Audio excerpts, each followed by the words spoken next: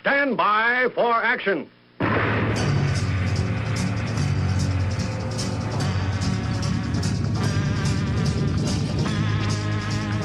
Thanks for joining me. My name is Dave Miller. I am the Unpleasant Blind Guy. Now, if you've listened to my Way Back series, and if you haven't, you should, just search for the Unpleasant Blind Guy, The Way Back.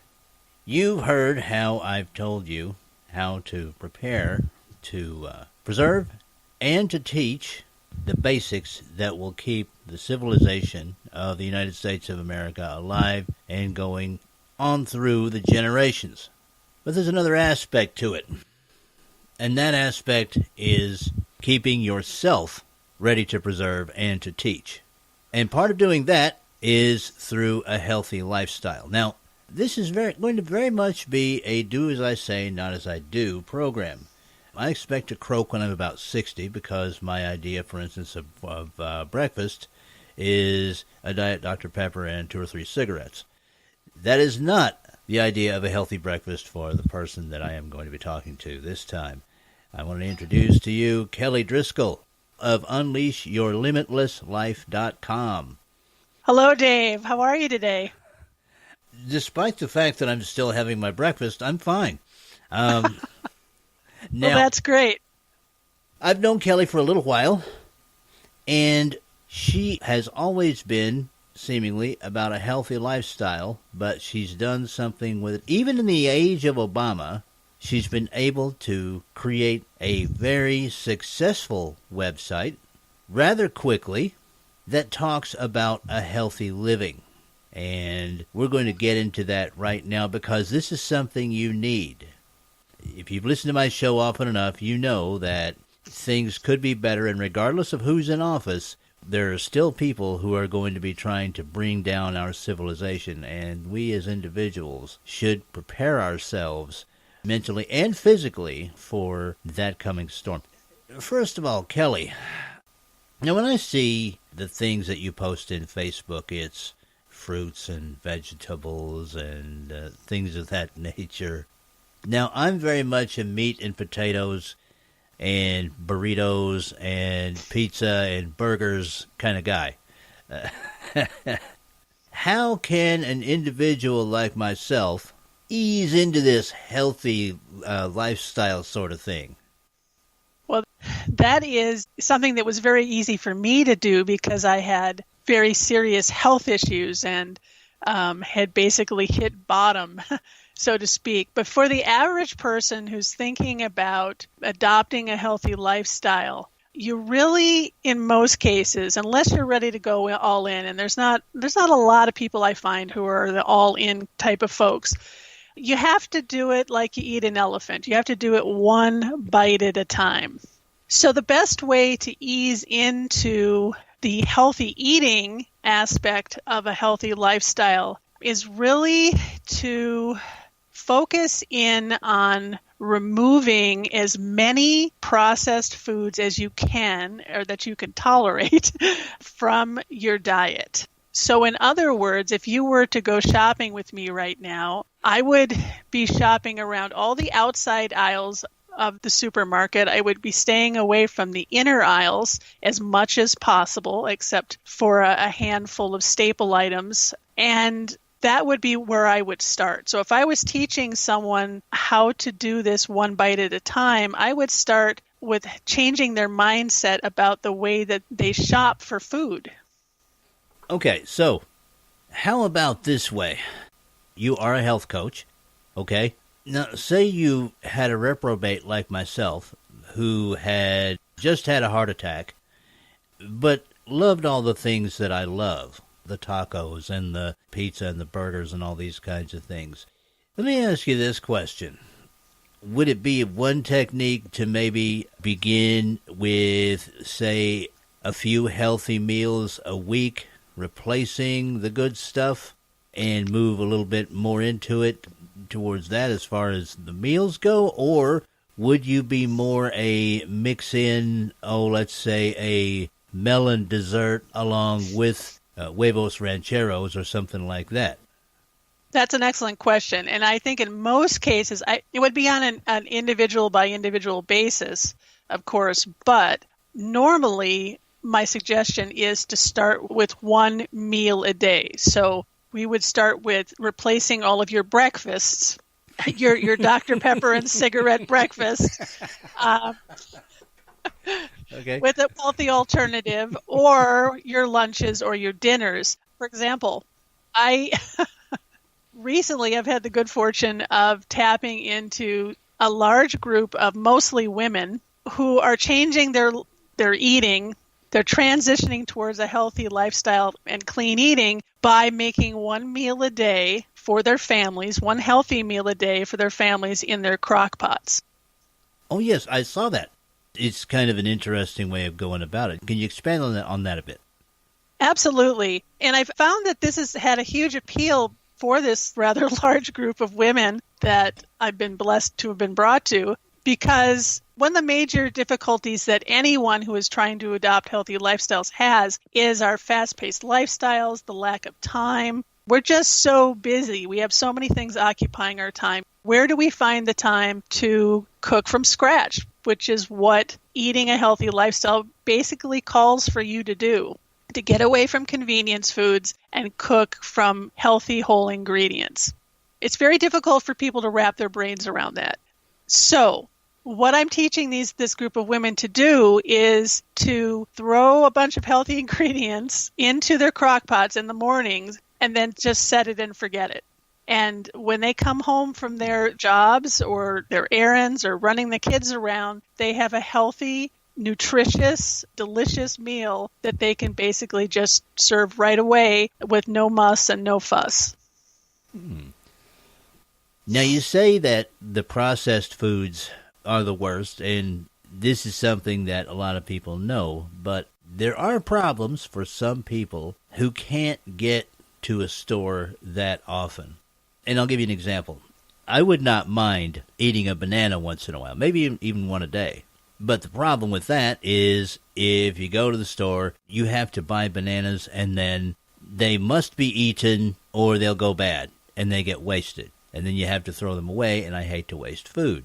Ditto with things like eggs. Well, they can be preserved a little bit longer, but also things like grapes, watermelon, which I've loved since I was a kid, a lot of other things that if they're not eaten within a certain period of time, you just have to throw them out.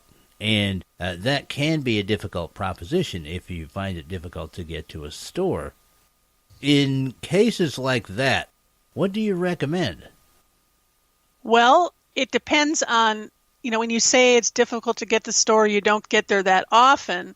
If you're saying once a week, there's actually a lot of fruits and vegetables that you can buy that have quite a long shelf life. If you're talking not getting to the store much longer than that, well, that does pose a problem. Then you're talking about probably having to either freeze and transform some of your fruits, let's say, into a smoothie later on, or in some other creative way, or buying flash frozen fruit and enjoying that, portioning that out and enjoying it when you wish to. You have to be careful with those types of products, though, because you have to, like anything that you buy that's been produced, you do have to be very careful and read the labels and make sure that what you're getting is just what you see on the package. If you're buying a bag of flash frozen fresh fruit, when you look at the ingredient label, it says that's all that's in the bag. It hasn't been sprayed and coated with any kind of sugar, processed sugar products. It's just the McCoy. Okay. How about using a dehydrator on some of this stuff? Because I know that there is a certain loss factor each time you eat, let's say, a melon that is not just a melon that you bought at the store and take out of your melon keeper or whatever it is. How about the whole dehydrating thing? Is that a way that these things can be used? I mean, for instance, can you take watermelon and break it up into, let's say, little squares and put it in the dehydrator and dehydrate it, and then later on pull it out and either add water and just eat it that way, or, as you say, make smoothies out of it, or things like that? I mean, is that an alternative? Absolutely. Dehydrators, good quality ones, are very expensive. I have a friend, she and her husband have quite a large garden, put up quite a large garden every year, and they can some of the things that they grow, and they also dehydrate some of the things that they grow. They also buy sides of meat, and they dehydrate some of the meat as well. So, yeah, absolutely. It's better to dehydrate yourself than to buy dehydrated products, because you can't always count on the way that they've been processed, and can't always be confident that they still have the same nutrient density that they had before they went into processing. So I would absolutely advise getting a dehydrator and doing it yourself at home to make sure that you get the maximum nutrient density out of anything that you do dehydrate. But yeah, absolutely. That is a great way for someone who's concerned about the shelf life of products, but still wants to consume them, to be able to enjoy them, to get around that problem.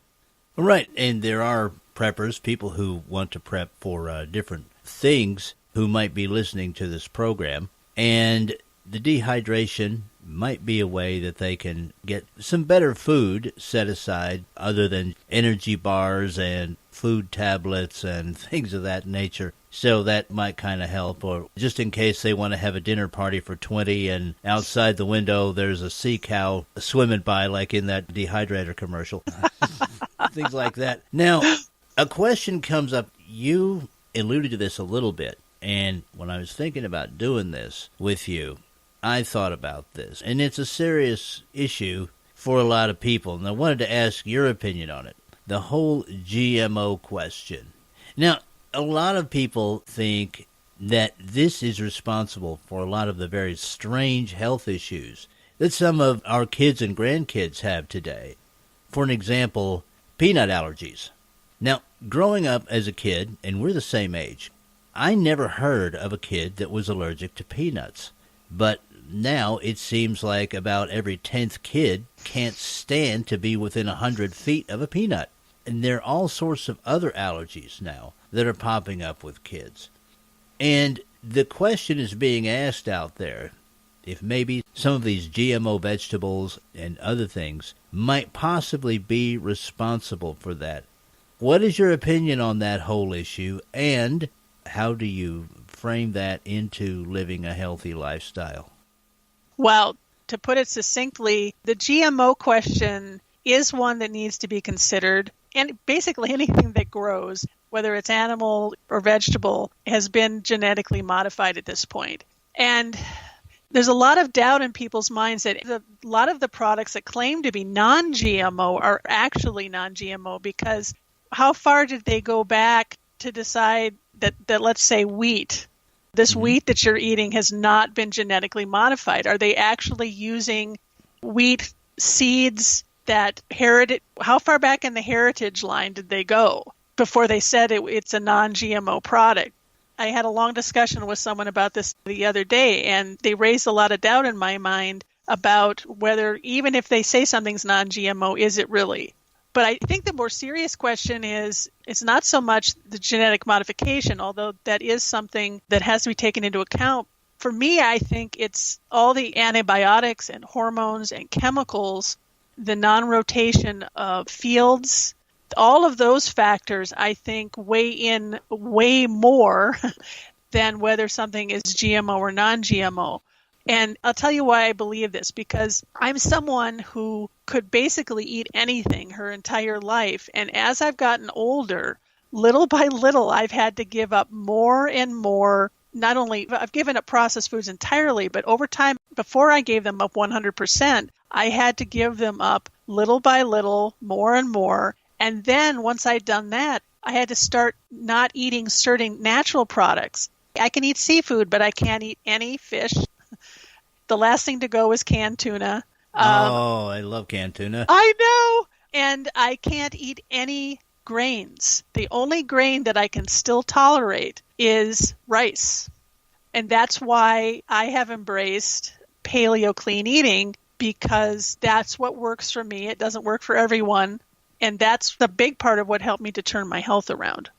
But going back to one point you made about peanuts at the beginning, There's actually a study that came out the other day, and I'm sorry I can't give you the source right off the top of my head right now. Okay. But they found that one of the biggest contributors to peanut allergies is doctors telling parents not to give children peanut butter from birth, waiting to introduce that into their diet. And it's not introducing peanuts into their diet at an early age that is contributing to these peanut allergies later on. And I don't understand all the science, but I thought it was a very interesting study, and I'm going to be looking into it a lot more.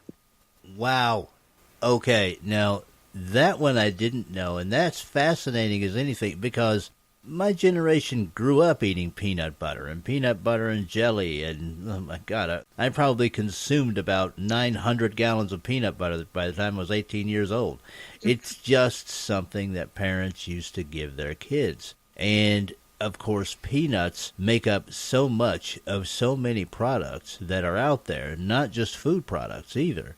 That's a fascinating study, and it actually sounds like it makes a whole heck of a lot of sense, especially with this kind of snowflake culture. I mean, I don't even know why doctors would say not to give your children peanut butter. That's bizarre. That said, I would recommend that people take a look at that study, because peanut butter also is, well, okay, I know there are ways to make more natural peanut butter. You can do it yourself and that sort of thing. But on the scale of processed foods, how healthy would you say peanut butter is from, let's say, 1 to skull and crossbones? I like that scale, from 1 to skull and crossbones. Okay, there are a lot of different peanut butters out in the market, and some of them have better ingredients in them than others. A lot of them tend to make them with saturated fats and a lot of added sugar. But I would say on your scale, 1 being it's super healthy and skull and crossbones, meaning it'll take you to the grave, I would say that it's probably at I would say like a 4. Okay, well, that's not bad. For processed food, that's not bad. I mean, the processed food that I eat, it's probably about 9/10 chemicals anyway. Well, it's all chemicals in a sense, but about 9/10 of it was mixed up in a lab anyhow. I want to get to the next part, meat. Healthy meat. And now I understand that for some people, absolutely no meat at all is the only way to go. But for people like me, I would just shrivel up and blow away if I couldn't have some meat. I will say this on the meat topic. Meat is important in our diets. It is obviously a very significant source of protein. And some people are not meant for a vegetarian lifestyle. Many people are not. Meat, besides being a significant source of protein, it's a major building block in helping us build muscle. And there's lots of great vitamin nutrients that we get from it. But it is important, whenever possible, to make sure that you are getting meat from a good source. Whenever possible, it's not always affordable. Grass-fed beef and pork and chicken should be your first consideration. And the other thing is, more importantly, on the processed meat sides, when you're looking at luncheon meats and sausage and things of that nature, make sure that you're looking very carefully at the labels. You're really reading the labels to see what ingredients are actually in that product. And whenever possible, try to buy processed meats that are uncured. That would be my best advice.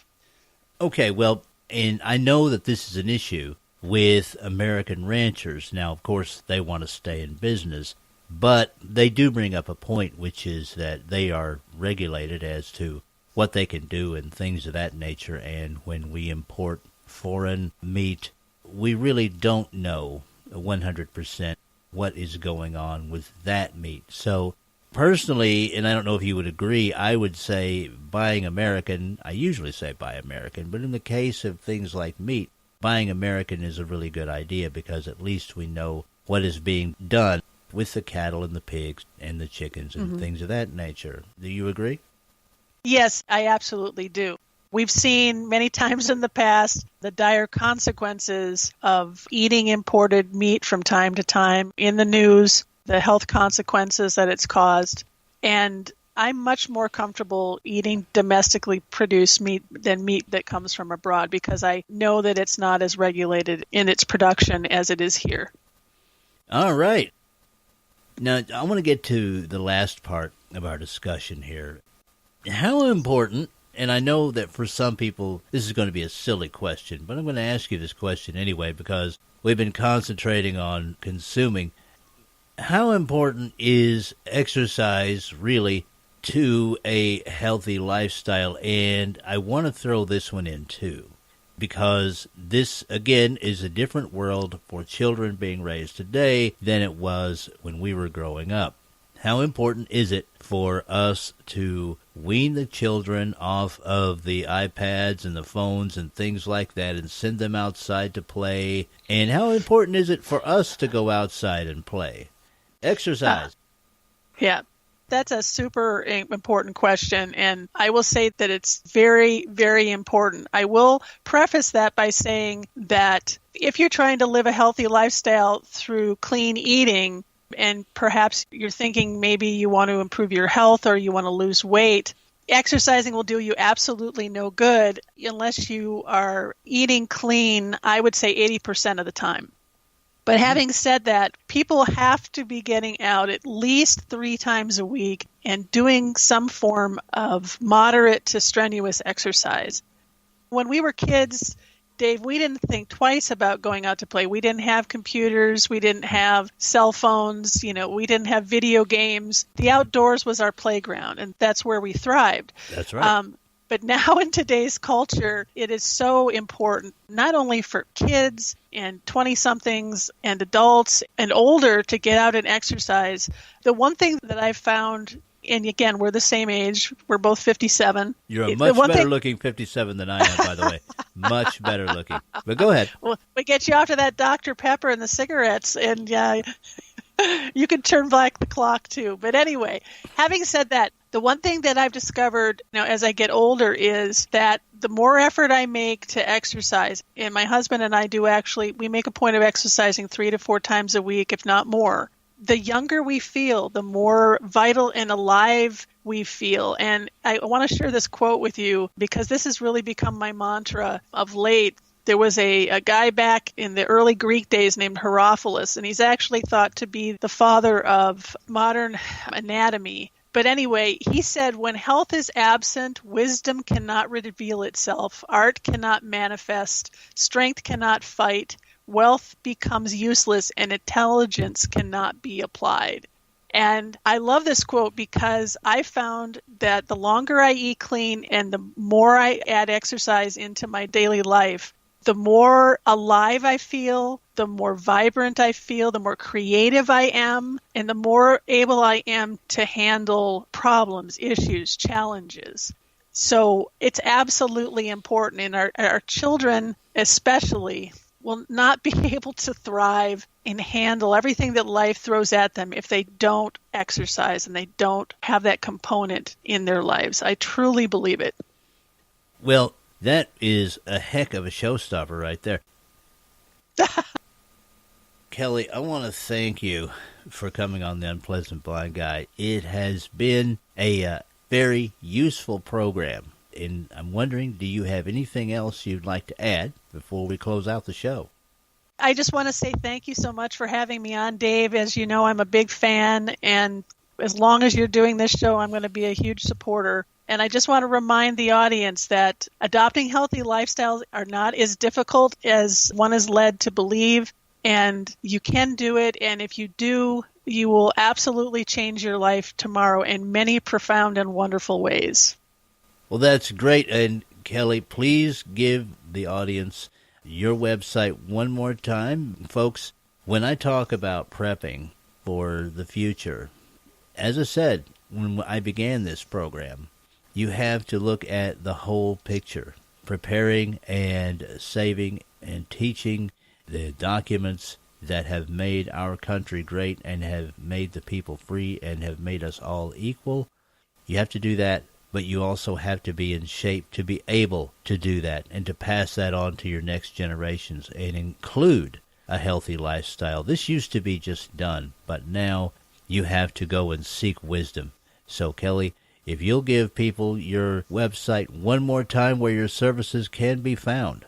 Absolutely, Dave. I'm honored to. My website is unleashyourlimitlesslife.com, and my life and healthy lifestyle coaching business is called Limited Life Fitness. Excellent. And how can anyone get hold of you if they want to take advantage of your services? They can go to my website and click on the Contact Me button at the top of the page and reach out to me, and I will get back to them that way. They can also reach me on Facebook. My profile page is Kelly Driscoll. They can also find me at Kelly Driscoll's Limitless Life Fitness. Excellent. All right. Well, once again, thank you for being on The Unpleasant Blind Guy. I appreciate you both as a listener and as a professional. And folks, give Kelly's website a look. I'm sure that you won't be disappointed. And that is it for this time. I appreciate each and every one of you. Thank you for listening. Stay healthy, and may your God go with you. Goodbye. The Unpleasant Blind Guy is copyright 2018. Anno Domini.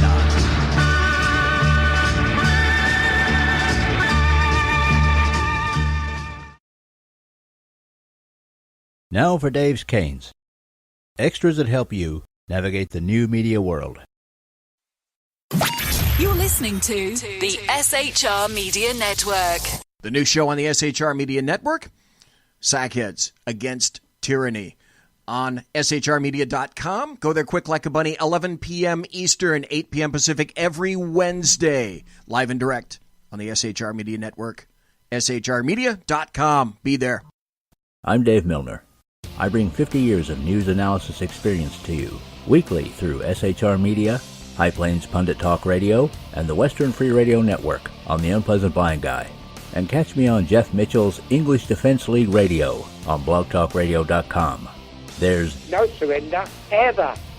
Because truth is not always pleasant, like the truth that Arizona Senator John McCain is still dead, and yes, as a senator, he did suck. Hey, this is Michael Wright. And I'm Shannon Wright. Join us for The Right Way with Shannon and Mike, Monday through Thursday from 7 to 9 a.m. right here on SHR Media. Why are they joining us? For fun things like sports, politics. Oh, maybe some news and entertainment? And all kinds of other things. Money and recipes and events, all kinds of stuff. Yeah, so join us Monday through Thursday, 7 to 9 a.m. here on shrmedia.com. Hey, who's going to take Sean's chair? I'll run the buttons if you want. The what? The slider The what? thingies. The Those what? things. We have those? Yeah, right over there. Where? It's on the board. Damn technology. Fucking technology. I know. What are we going to call it? Call what? The show. What? The show. What show? The new show, Wednesdays. Every Wednesday on shrmedia.com. 11 p.m. Eastern, 8 p.m. Pacific. Sackheads. Against tyranny. There you Against go. Against tyranny. I like that. Let's do it. You guys are porked.